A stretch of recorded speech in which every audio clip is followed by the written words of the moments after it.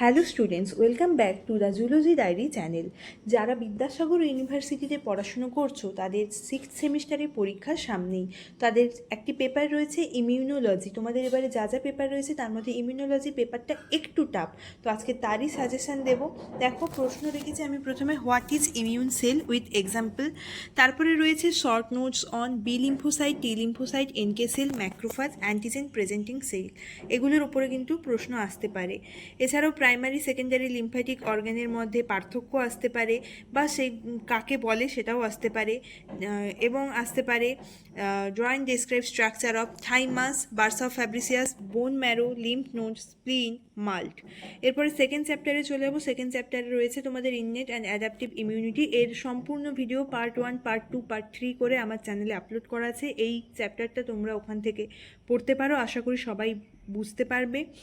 এখানে যে প্রশ্নগুলো রয়েছে এই প্রশ্ন সম্পর্কে তোমাদের আমি আলোচনা করেছি, আজকে শুধু বলে দেবো যে কোনগুলো ইম্পর্টেন্ট। দেখো, ইননেট এবং অ্যাকোয়ার্ড ইমিউনিটির মধ্যে পার্থক্য, বিভিন্ন রকমের অ্যানাটমিক্যাল ব্যারিয়ার তোমাদের বলেছিলাম, সেগুলো সম্পর্কে লিখতে আসতে পারে।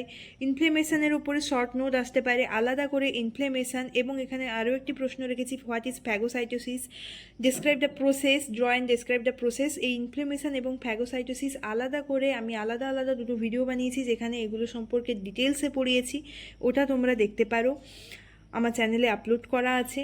এরপরে অ্যাক্টিভ এবং প্যাসিভ অ্যাকোয়ার্ড ইমিউনিটির মধ্যে পার্থক্য কী। এরপরে চলে যাবো আমরা ইউনিট 3, অ্যান্টিজেন।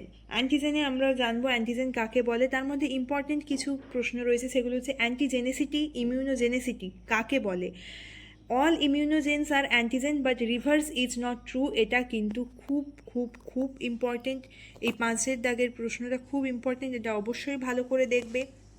2 নম্বরের কোশ্চেন হিসেবে অ্যাডজুভেন্ট কাকে বলে, হ্যাপটেন কাকে বলে, তাদের এক্সাম্পল, এটা কিন্তু আসতে পারে। এরপরে দেখো, বি সেল এপিটোপ এবং টি সেল এপিটোপ, এই দুটোর মধ্যে ডিফারেন্সও তোমাদের আসতে পারে, শর্ট নোটও আসতে পারে, আবার ডিফারেন্সও আসতে পারে। এরপরে আমরা চলে যাবো ইউনিট 4, ইমিউনোগ্লোবিউলিন। এখানে বিভিন্ন ইমিউনোগ্লোবিউলিন তোমাদেরকে আমি পড়িয়েছিলাম, জ্যাম ডি, মনে রাখার সূত্র jam D, IgG, IG A, IgM, আইজিডি and IgE. এই প্রত্যেকটা স্ট্রাকচার আসতে পারে, অ্যান্টিবডি স্ট্রাকচার আসতে পারে, অ্যান্টিজেন অ্যান্টিবডি রিয়াকশান কাকে বলে সেটা আসতে পারে, এপিটোপ প্যারাটোপ কী, মনোক্লোনাল অ্যান্টিবডি জিনিসটা কী।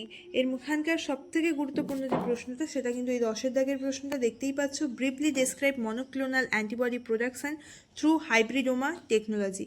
এটা খুব ইম্পর্টেন্ট, আমি চেষ্টা করছি এটা একটা ভিডিওর মাধ্যমে তোমাদেরকে পড়িয়ে দেওয়ার। এই কোশ্চেনটা এটা খুব গুরুত্বপূর্ণ, এটা সবাই খুব ভালো করে দেখে যাবে পরীক্ষায়। এরপরে ইউনিট 5-এ চলে আসবো, এমএইচসি। আমরা জানি এমএইচসি মলিকিউল কি। এমএইচসি মলিকিউলের দুটো ক্লাস রয়েছে, ক্লাস 1 ক্লাস 2-এর মধ্যে পার্থক্য পড়বো, ক্লাস 1-এর স্ট্রাকচার সম্পর্কে পড়বো। এরপরে পড়বো এইচএলএ বা হ্যালা কি, structure of TCR, TCR mediate signalling, এগুলো হচ্ছে ইম্পর্টেন্ট প্রশ্ন। এরপরে আছে আরও, দেখো টি সেল ডেভেলপমেন্ট কীভাবে হয়, টি সেল কীভাবে ডেভেলপমেন্ট হচ্ছে, এটাও তোমাদের কিন্তু একটা ইম্পর্টেন্ট প্রশ্ন। ঠিক আছে, এরপরে চলে যাবো সাইটোকাইন। সাইটোকাইনে তোমাদের রয়েছে ইন্টারলিউকিন, এর উপরে শর্ট নোটটা কিন্তু পরীক্ষায় আসতে পারে। এখানে দুটো ইম্পর্টেন্ট প্রশ্ন হচ্ছে, হোয়াট ইজ সাইটোকাইন স্টর্ম, এটা 2 নম্বরের প্রশ্ন হিসেবে পরীক্ষায় আসতে পারে। What is cytokinesis with their properties, এই দুটো খুব ইম্পর্টেন্ট এই চ্যাপ্টার থেকে। এই দুটো প্রশ্ন ভালো করে পড়ে যাবে। আচ্ছা, এরপরে আমরা চলে যাবো ইউনিট 7। ইউনিট 7-এ রয়েছে কমপ্লিমেন্ট সিস্টেম। কমপ্লিমেন্ট সিস্টেমেরও একটা ভিডিও আমি তোমাদের এর মধ্যে আপলোড করেছি, তোমরা ওইখান থেকে পড়তে পারবে যে কমপ্লিমেন্ট সিস্টেম জিনিসটা কী, what is complement system.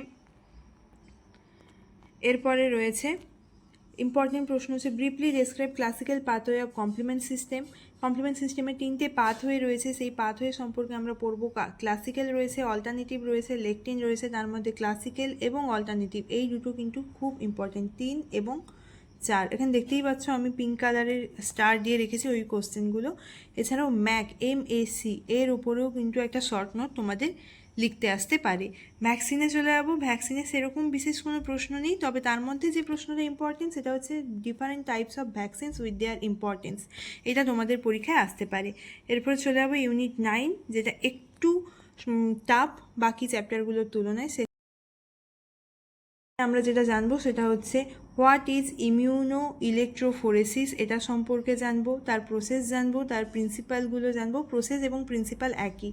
ELISA, Riya এবং ইমিউনোফ্লুরোসেন্সের দুটো টাইপ জানবো, একটা হচ্ছে ডাইরেক্ট, ইনডাইরেক্ট, এগুলো খুব ভালো করে পড়বো।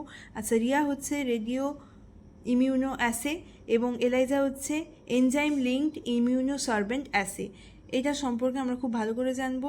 এখানে যে রয়েছে তার মধ্যে জানবো direct ELISA, indirect ELISA, sandwich ELISA, এই তিনটে খুব ভালো করে জানবো।